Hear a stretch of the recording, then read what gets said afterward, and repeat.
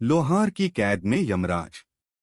बहुत पुराने जमाने के बाद है, एक लोहार अपने दुकान में बैठकर लोहा पीट पीट कर अपना काम कर रहे थे। तभी उसकी दुकान से चार महात्मा और उसके शिष्य के गुजर हो रहे थे।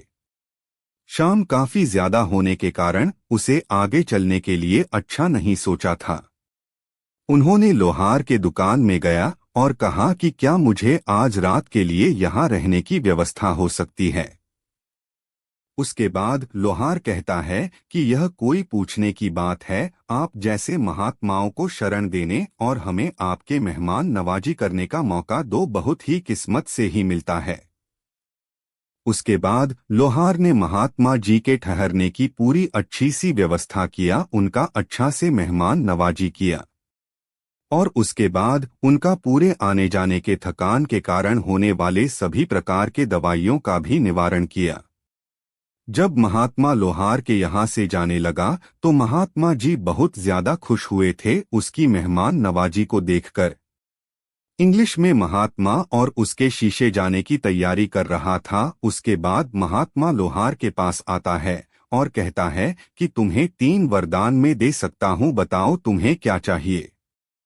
यह बात सुनकर लोहार काफी ज्यादा खुश हो जाता है। कहता है कि मैं तो ऐसी चीजें मांग लूंगा जैसे मुझे बहुत ज्यादा जरूरत होती है। वह बहुत सोचने लगा था और फिर कहता है कि मुझे 100 वर्ष की आयु तक जीने के लिए चाहिए है।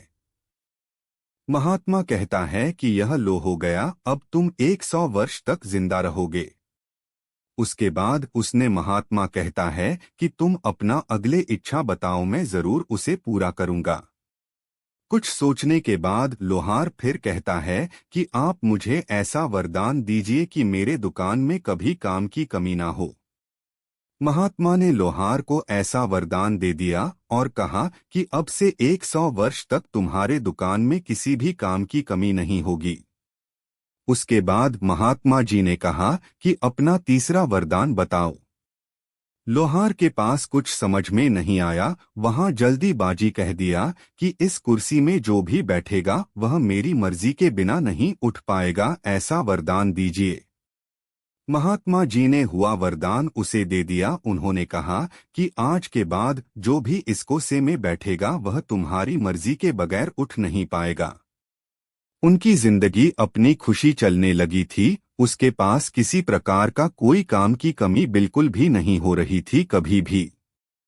उसके बाद उन्होंने बहुत दिनों तक हटा करना और जवान रहा, लेकिन उसके सभी साथियों मर गए थे और कुछ कुछ तुम वरना बूढ़े हो गए थे कि मरने वाला ही था, लेकिन लोहार को अभी तक कुछ भी नहीं हुआ था क्योंकि लोहार को महात्मा जी ने एक 100 वर्ष जीने की वरदान जो दिया था।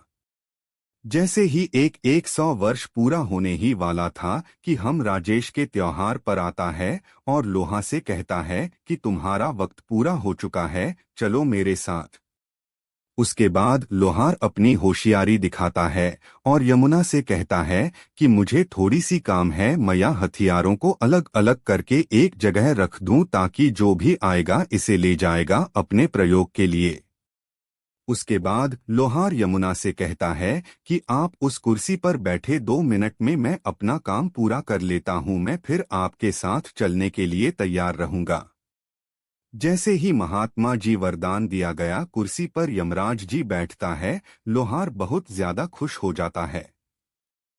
वह बहुत ज्यादा जोरों से हंसने लगता है और कहता है कि आप मेरी मर्जी के बगैर तो कोई उठ भी नहीं पाएगा, तुम मुझे मेरी मृत्यु तक पैसे लेकर जाओगे।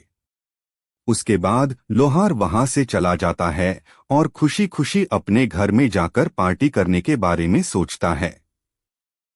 वजह से ही मुर्गे को काटने के लिए खोजता है तो मुर्गा काट कर तुरंत वापस जुड़ जाता है क्योंकि यमराज जी को तो उन्होंने वहां पर बैठाकर कैद करके रखा था, इस कारण से पूरी दुनिया में किसी की भी मृत्यु उस वक्त नहीं हो रही थी। फिर उसके बाद लोहार ने एक बकरी बुलाया, उन्होंने कहा कि चलो इस बकरे की मीट से आज हम पार्टी करने में करेंगे। फिर उन्होंने जैसे ही बकरे को काटने की कोशिश की, बकरा नहीं करता और वापस जुड़ गया और फिर वहां से भाग गया। उसके बाद लोहार सोचता है कि इस दुनिया में तो किसी की मृत्यु हो अभी नामुमकिन है। लोहार को मरने की बिल्कुल भी इच्छा नहीं थी। उन्होंने सोचा कि चलो मैं दाल चावल और प्राकृतिक चीजें खाकर ही गुजारा कर लूंगा, लेकिन मैं अपनी मृत्यु का मजा नहीं सकूंगा। फिर उसने चावल दाल और प्राकृतिक चीजें खाना शुरू कर दिया था। यमराज जी को उस कुर्सी पर बैठे करीब करीब 1 साल बीत गए थे। पूरी दुनिया में तबाही का मंजर था, क्योंकि किसी की भी मृत्यु में ना होने के कारण आसमान पूरी तरह से मच्छर मक्खियों से काला पड़ गया था। उसके बाद खेतों खालियानों में पूरी सदस्य हैं, तितलियां और मधुमक्खियां तथा जानवर बहुत ज्यादा हो गए थे, जिस कारण से खेत खलियान के सभी फसलें एक दिन में ही कहा जाया करता था।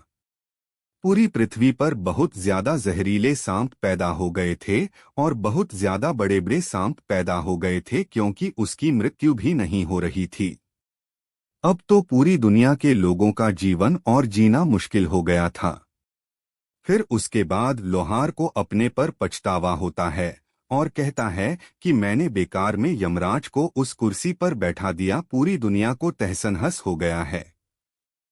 फिर उसके बाद लोहार को अपने आप पर पछतावा होता है और कहता है कि मुझे तो मौत का मजा चखना ही है, क्यों न हम पूरी दुनिया को बचा ले, वो यमराज को वहां से आजाद कर दे। वह फिर अपने लोहार वाली दुकान में गया हो, यमराज को वहां से आजाद कर दिया। यमराजा आजाद होते ही वह बहुत गुस्से में ऐसा और लोहार को पकड़ा और ऊपर लेकर चला गया।